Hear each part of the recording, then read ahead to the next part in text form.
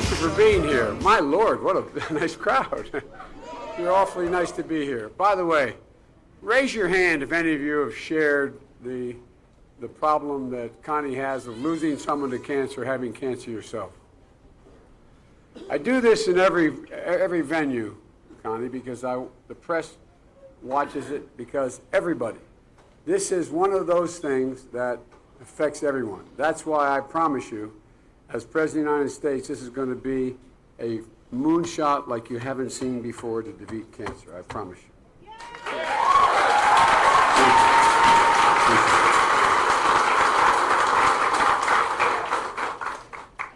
Mike, the former Iowa Senate Majority Leader like I, we both married up, and our wives are better known than we are. I'm Jill Biden's husband, and I'm delighted to see you all. And Charlie McConaughey's here. Charlie is, where are you, Charlie? Over there. And I said, being in the minority, I've been in the majority. I like the majority a lot better.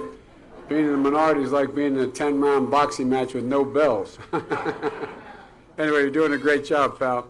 Good afternoon, Council Bluffs. It's great to be back, and I had a great few days the last couple of days in Iowa. This is not my first time back, but I've been all over the state.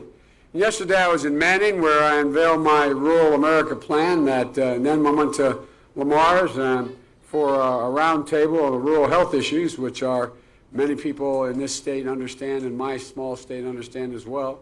And then we closed out the day in Sioux City. And I said when I launched this campaign, you'd be seeing a lot more of me than you want to. I'm going to try my best to earn your support, and no one's going to work harder to get it. And I hope that and trust that you'll look me over. Folks, I hope you consider signing some of the supporter cards we have here today if you're interested. But I want to make it clear to you, whether or not I'm the nominee, I promise you I'm going to work like the devil to make sure a Democrat's elected president of the United States.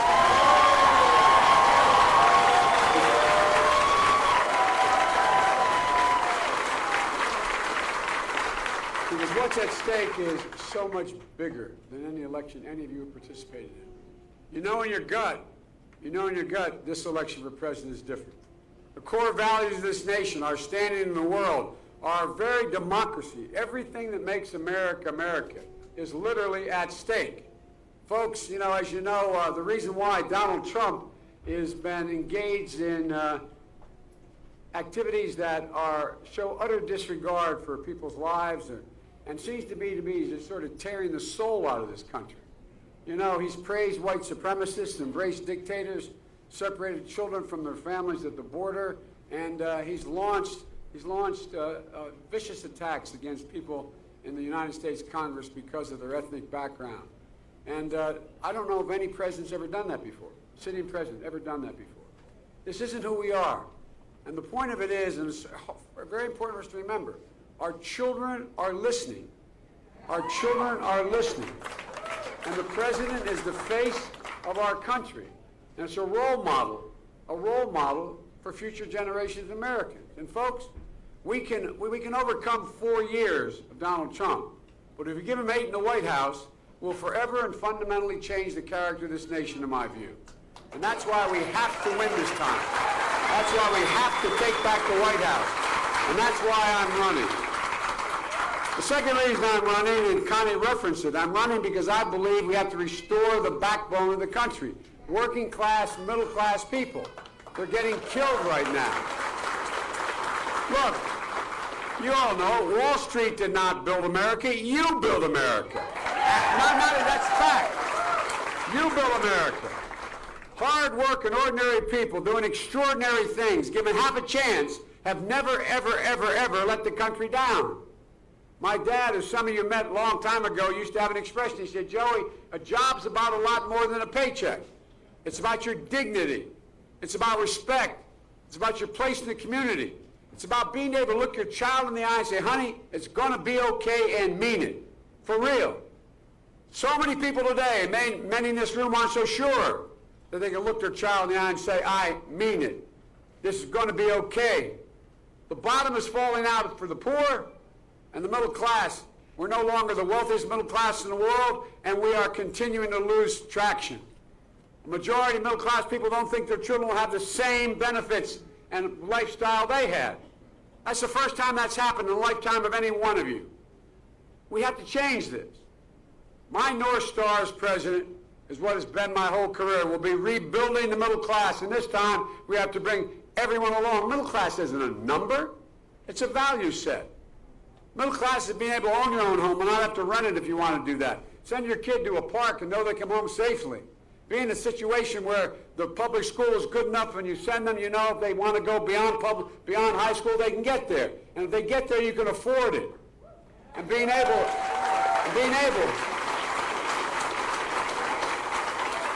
to take your mom home when your dad passes away and hope your kids never have to take care of you.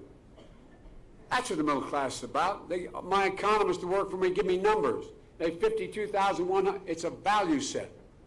It's about restoring the dignity of work, being able to provide a little bit of security and joy for your family, just a little bit. How can a person maintain their dignity if they can't afford to care for a sick child? If they look at a child that they love and adore, but because they have a pre-existing condition, there's nothing they can do to get the insurance?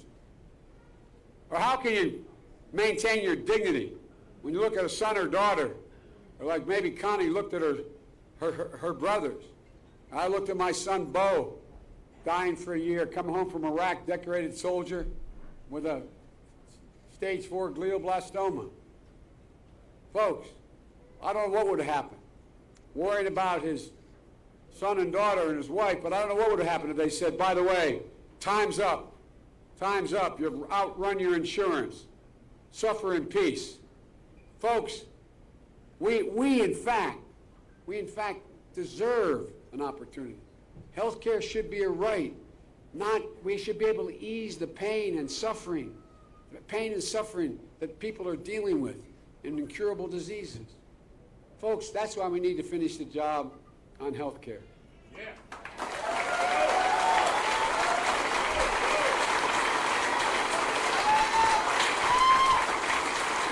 When we passed the Affordable Care Act, I told President Obama it was a big deal or something to that effect. Thank God my mom wasn't here. The Affordable Care Act was a gigantic step forward in this country. 7 presidents had tried something like it before, but Barack got it done. We made historic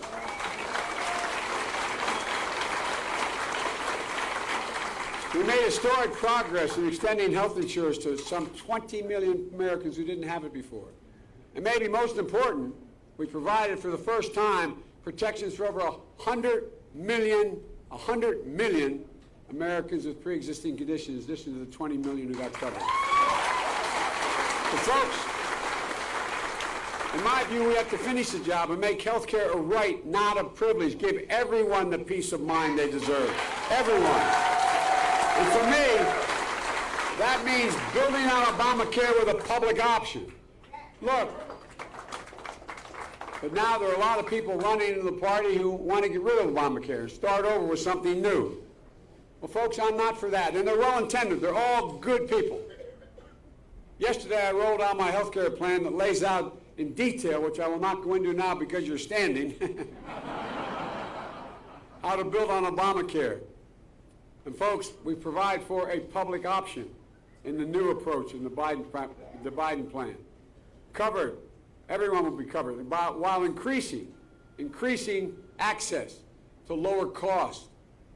I want to encourage all of you to go online and read the whole thing, which I'm not sure I'd do if I were you either, but you're going to hear a lot about it in the debates we have coming up. And these are some of the differences. I'll highlight just a few of the key points today. First, we build a new public option like Medicare into the plan. Only everyone will be able to buy into it, have a chance to buy in. So if you have right now employer-based insurance you like, you can keep that employer-based insurance. But if you don't like it, you can buy into the public option plan if you don't like it. If you have private insurance, you can keep it if you wish to. But, you okay? All right. I'm speaking so loud, it's knocking down the...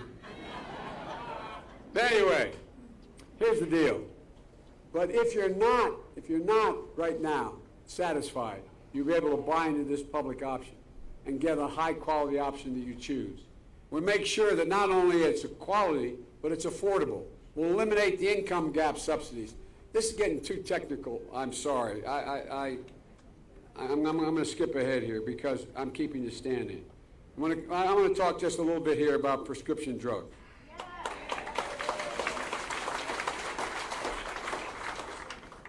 The fact is that the way we are now, the Biden plan, no family will pay more than 8.5% of their income under any circumstances for health care. We're not going to base those calculations on the cheapest possible plan out there. You're going to calculate it based on the plan with the lowest deductible that you have out there. You all know there's two pieces of this everybody worries about. What is my premium and what is the deductible? How much do I have to take out of pocket for the expenses? That's going to come down too. When it comes to prescription drugs, we're going to throw the book at the pharmaceutical companies that abuse their power. They're making outrageous profits. Did you see the article the other day? Between 2006 and 12, they put out billions of opioid pills. Billions of them. Not 100, billions. What's going on? We're going to use the power of Medicare to negotiate drug prices, and that sets the price they're going to pay. It means that repealing the law that's currently on the books that prevents it, there's nothing but giveaway to pharma lobbyists keeping this provision. We're going to make sure that drug prices don't increase faster than the rate of inflation. Give people an option to buy drugs from other countries if they're approved by the FDA. And if we believe that health care is a human right, and which I do, we got to make sure it'd be all right for all Americans, not just a few, to have that privilege. We have to finish this job. And we can't let our guard down for a minute, because as we speak, Donald Trump is trying to get rid of, right now, both in Congress and in the courts, he's trying to get rid of and totally destroy the Obamacare plan completely. And look, we should be screaming about what Donald Trump is quietly trying to do. If he succeeds and Obamacare is overturned, 20 million lose coverage, 100 million lose the coverage for pre-existing conditions. Pregnancy once again becomes a pre-existing condition. Your kids won't be able to stay in your plan until they're 26. Women and older Americans are going to be charged higher and exorbitantly more than health care costs for anyone else. So folks, you know, let me ask you a question. Does anybody in this room think the second piece of allowing you to have your dignity, does anybody think that 12 years of education is enough in the 21st century to be in the middle class? I don't know anybody who does. So, the report I did for President Obama before we left office, talking about the jobs of the future, we pointed out then, right today, 65 out of every 100 jobs in the United States of America requires something more than a high school degree. My wife, who still teaches at the community college, says it best. Any country that out-educates us is going to out-compete us. That's why I propose to making technical and community colleges free. Both of them.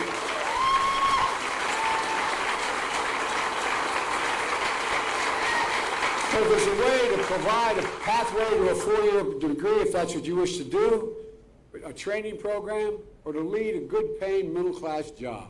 Folks, does anybody doubt the threat of climate change? Well, I don't. Well, there's one guy I know who doubts it.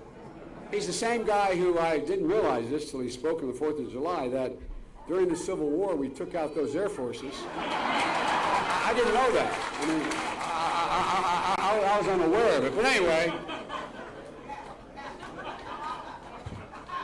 Oh, my Lord. You couldn't make this up, could you? I mean, look, the science is clear. Unfortunately, we have a president and now a Republican Party that no longer believes in science.